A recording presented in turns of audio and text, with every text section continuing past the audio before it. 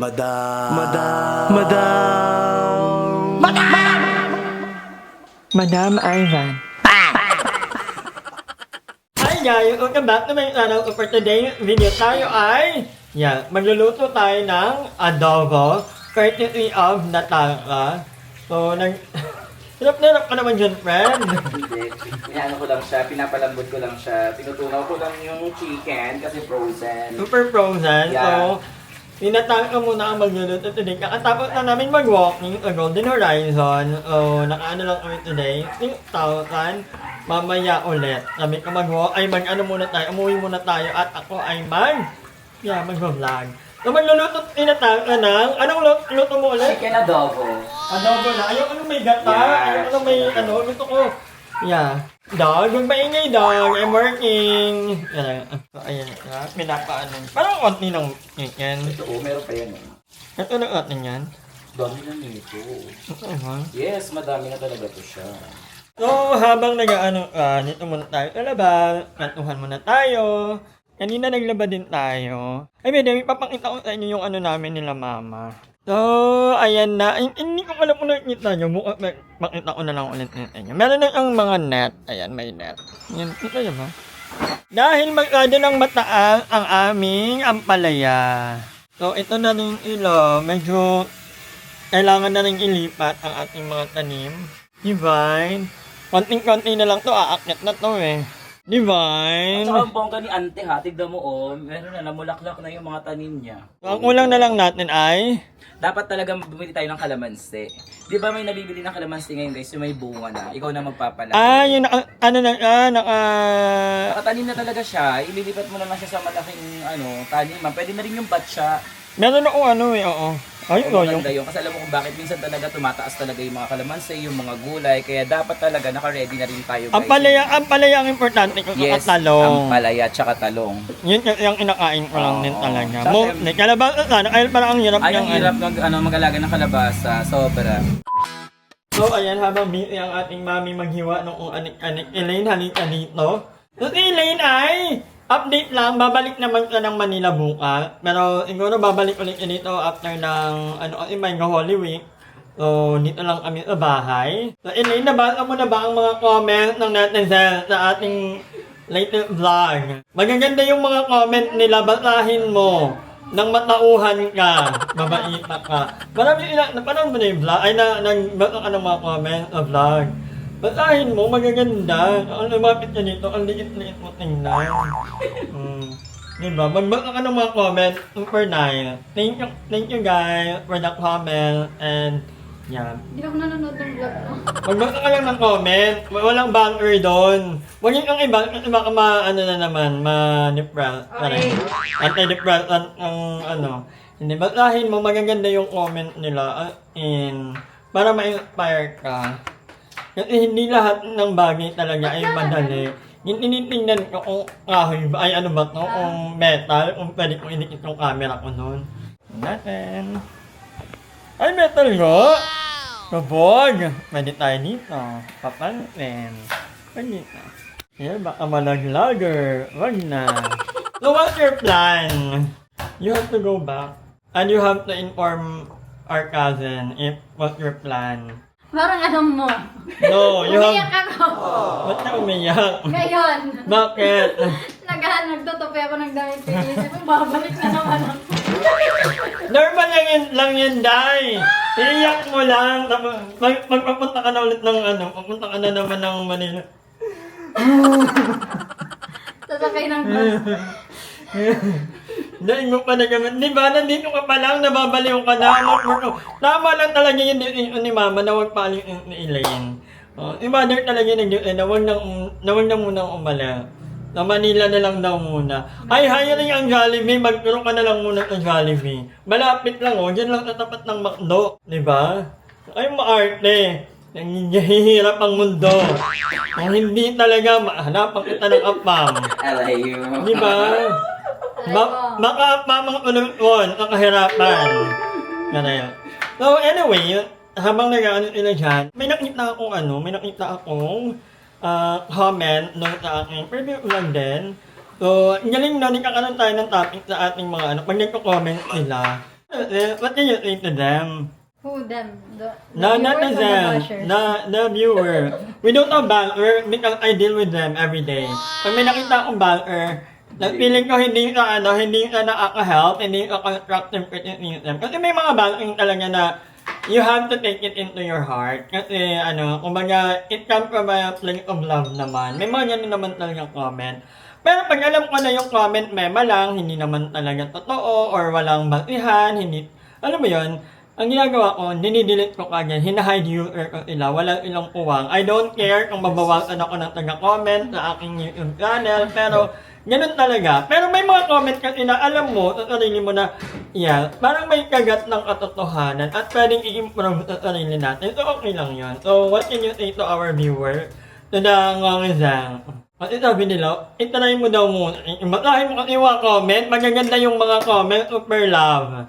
Ang ano dun, parang summary na, wala talagang madali in life. Ikaw, 1 week ka pa lang sa work mo, kaya naman, marami ka pang matututunan. Yung talent mo, siguro naninibago ka kasi puro ka lang ML, dapat human.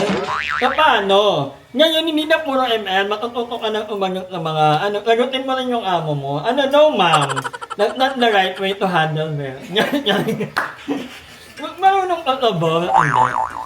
Natutunan mo rin yan. Don't give up, kaya mo yan, iiyak mo lang yan, hindi mo na mamalayan, may lahod ka na. Yes, perfect. Ganun lang. It's up to you and it's up to Abby. Mag-usap kayo. By the way, hindi ko na maalala sino nang regalo na sa akin ito. Pero buhay pa po ito. Dalawa lang to eh. Pag hindi si Kuya Marvin, si Mami Joey.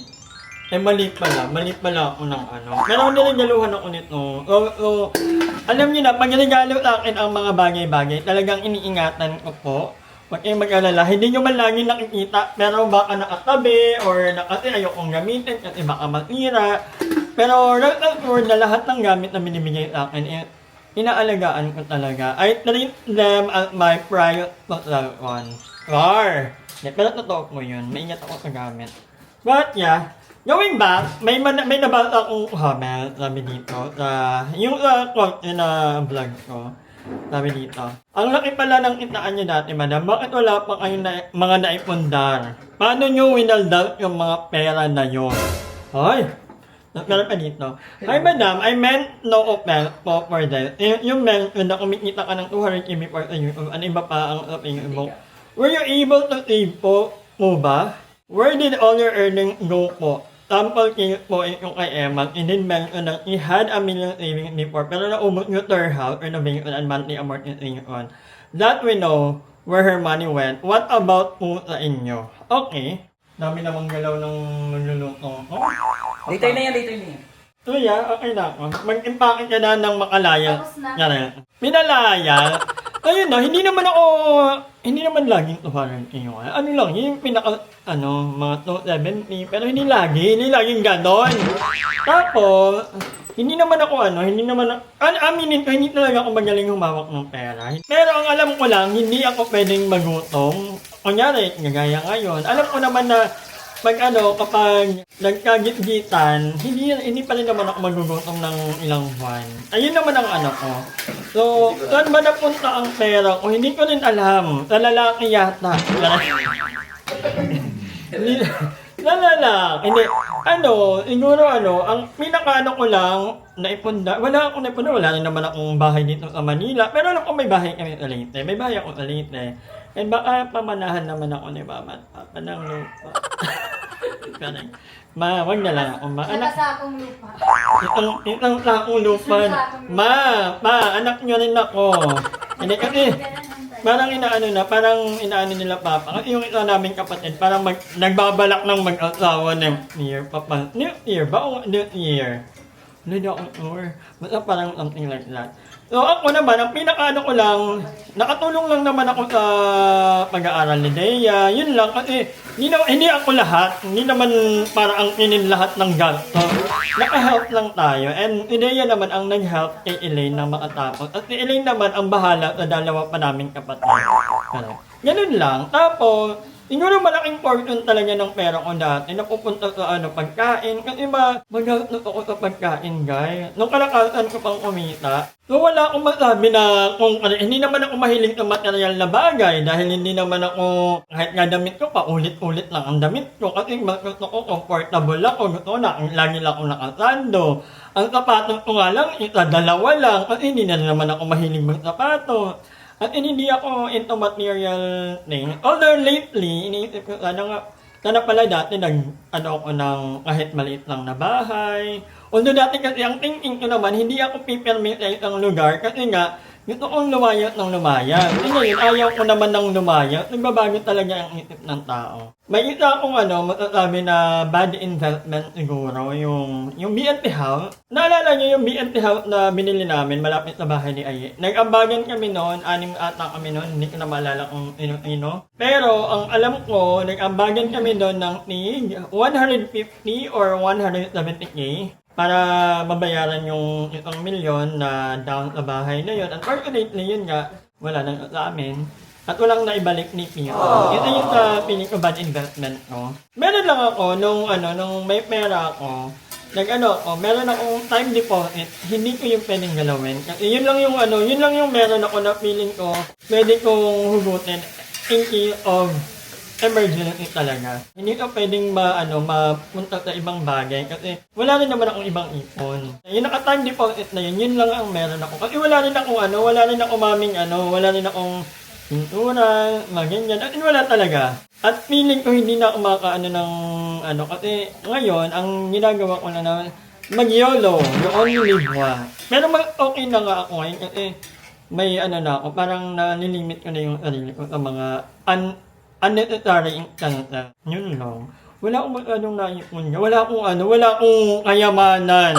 Ang kayamanan ko ay mga kaibigan ko. Kaya, totoo yan. Wala akong hindi ko naman pwedeng, pero hindi pa naman too late. Hindi ko rin naman pangarap maging mayaman. Gusto ko lang, yung tapat lang, alam mo yun, yung hindi naman ganun ka, pero hindi rin naman tayo yung walang-wala. Kagaya ngayon na, di ba, naghihirap ang dahil sa, feeling ko naman, makaka-survive naman ako. Feeling ko kaya ko naman kang itawid ng ilang, pero magtitipag pa rin tayo. So anyway, babalikan ko kayo mamaya kapag luto na ang adobo ni Natalka. Si Natalka na padaan-daan lang sa ating likod.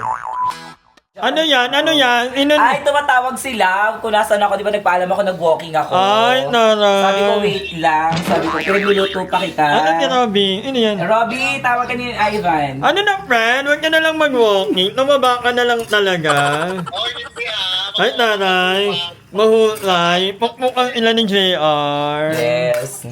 Tama. Mag-hi muna kayo sa vlog dahil hindi na kayo nakakasama. Yan po, ingat po kayo sa dalawang yan. Mga manyakit po yan. Mga manyakit mo ng pabahay yan. Lalo na yung lalo. So, ayan na, mag-arap na. Ay, mukhang mag-arap. Yes. Pinapatuyuan ko lang ng konti siya, guys. Wala kami usapan, baka sapukin ko siya. Dawagwa siya kwento. Ayun. Dito ang asawa ko. Hello. Wala na, hiwalay na yan. Hiwalay na sila. Ano binili mo? Banana. Yeah, I need banana. Because I feel like I'm low in utak. You need banana too. And then, You have? orange and 1 apple. Yeah. So, thank you so much. Ako talaga ay mahilig sa banana. Oh Lord, tumbak lang. Kailangan niluluto mo? Tapos na. Oy, tapos na niluluto ko. Yes. So, tapos na ang lutuin ni Natalka ang kanyang adobo. Titikman na natin. Manananin. Kung masarap. Ganito lang yung adobo na gusto ko. Yung simple lang. Yung wala. Dinaduko. Ay, bakit may kagat to, Natalka? Parang may kagat. Yan. Tikman natin. Pero sabaw lang ang titikman. Ang alat? Hindi, alam mo lang pag nasa kanila yun, hindi na. Ang alat? Alam mo lang. Eme lang. Masarap! Ubusin mo nga. Ubus mo. Pero dapat, nagbabawat na tayo sa mga atin, ha? Atin, mga soy sauce, Hindi mga ko alam mo papapas na. Hindi talaga kasi alam nyo ba, ang atin talaga ang number 1 culprit kung bakit nagiging high blood ang tao. Tapos kawalan pa ng exercise. Hindi, yung Tapos, number 1 yung tao. kawalan ng pera. Walang pera. Walang disiplina sa sarili. Ay! Tama yun, tama Parang yun. nagpaparinig ka naman kay ano. Hindi ka ako nakain ngayon talaga. Kaya pala, nung kumain tayo, nung nag-vlog ni Andrew, guys, wala dapat akong order. May orderan yung ni madam ng ano yung in-order niya? In-orderan niya, hindi naman dapat ako kakain, ang kakainin ko lang dapat egg. Umorder ka, Pares. kaya kumain. Ay, so kumain. Nag-another riot pa ka. Kumain ka. Naka-chicken ka pa ka, tsaka egg. Ano, ayaw yung bumaba. Baba! Lalon! Isa? Dati hindi yan nagpapahawak, guys. Recap lang tayo. Wala po akong naipundar ng mga ari-arian. Ang naipundar ko po ay puro kautangan pa rin. Same. Parehas tayo. Tama yan. Ang mahalaga, buhay. At pwede pang mag-work ulit. Yes. Diba? Wala akong wala akong bahay, ang mahalaga masaya. Ano bang time deposit? Ako okay lang naman ako sa time deposit. 1 year. 2 years. Ini 2 years ako natin. Parang Wala gusto kasi mo ako. ng 5 years. Pati wala akong, meron akong time deposit. May naka-time deposit ako. Yun lang ang pera ko. Hindi ko na pwedeng galawin ever. Dahil pag ginalaw ko feeling ko mag-unod. Meron thankful na lang din ako at nakakaraot naman. So, wag lang talaga mawawalan ng internet dahil ito lang pinagkakakitaan namin. Pero may ika daw, mawawalan naman ng internet. Ayun nga talaga guys. Wag naman. Pero pag nawala naman ng internet, okay lang din naman. Parang back to zero ulit tayo. Parang may tanim kaming gulay. Malapit kami sa ilog. Makakalimot tayo araw-araw. Pero wag naman. Hindi tayo abot na ganun. Kaya wag kayo okay lang na maging prepared tayo. Mag-ready kayo kahit paano ng mga dilata, ng yung rep. What if nga naman, hindi naman lahat merong pambili ng solar panel or yung mga power neon, di ba? What if nag-itak ka nga ng napakaraming rep? Nawalan lang pala, di ba? Huwag magpanik magkado. Mag-ready kayo ng mga dilata, mga gamot, yung mga importante din talaga. Pero, ang magtanim kayo ng mga gulay. Mag-alaga kayo ng hayop. Marami kaming alagang hayop. Alaga ng hayop. Hindi kayong hayop. Marami kang alagang hayop. Naka-ready kami dyan. Marami ilang manok. Yung manok ng kapitbahay. Pwede yun. Basta pumasok sa bakuran tsaka sa park. Maraming pwede baka. Yun. Maraming baka. Maraming baka sa Tsaka bakahan. kambing. Marami. Ready naman. Better na maging prepared tayo. Pero huwag natin ito ng mga sarili natin. Gayat na ng Pilipinas. At saka yung iba nagpapanik talaga ngayon. Sobrang nagpapanik sila kasi naniniwala sila talaga sa 3 months na mawawalan nga ng kuryente. Pero hindi naman po matabat na yan. Kasi tayo naman, hindi naman tayo dependent talaga sa isang work of energy lang. Ang ulit namin sa Leyte, hindi ko lang, kanangga ba natin? Ha? Sa kanangga? Di ba may work of energy sa atin sa Leyte? Meron kaming work of energy sa Leyte, papadalhan namin kayo at kayo mag-alala doon. Panik, lahat mabibigyan. Ayan! Galing ng kanangga. Medyo magmamahal lang siguro ang Mabilihin. ang mabilihin, ang Mag-order na kayo. Oo. So, kung may pambili naman kayo ng solar panel, damay nyo na rin kami. Huwag naman kayong damay nyo na kami. But hanggang dito lang muna ang vlog na to. I hope na nalinawan kayo. At wala nang magtatanong ng tungkol sa sahod. Wala po akong ang tinatahod ko ay sapat lang. Hindi pa nga nababayaran lahat ng utang. Nasarap mo. Parang may mararap. Ayun na harap wala. Yan yung pag mga kamag-anak mo Hindi na nagbabayaran. Mabayaran. Mabayaran pa. Hindi na. So anyway guys, maraming salamat sa panonood. And I'll see you on my now vlog. So si Elaine ay babalik na ng paling. See you up. Ng latest. Bye! Hi! Maraming salamat sa panonood ng video na to. At kung natuwa ka, please don't forget to like and share this video. Mag-subscribe na rin kayo para bongga na. Yun lang.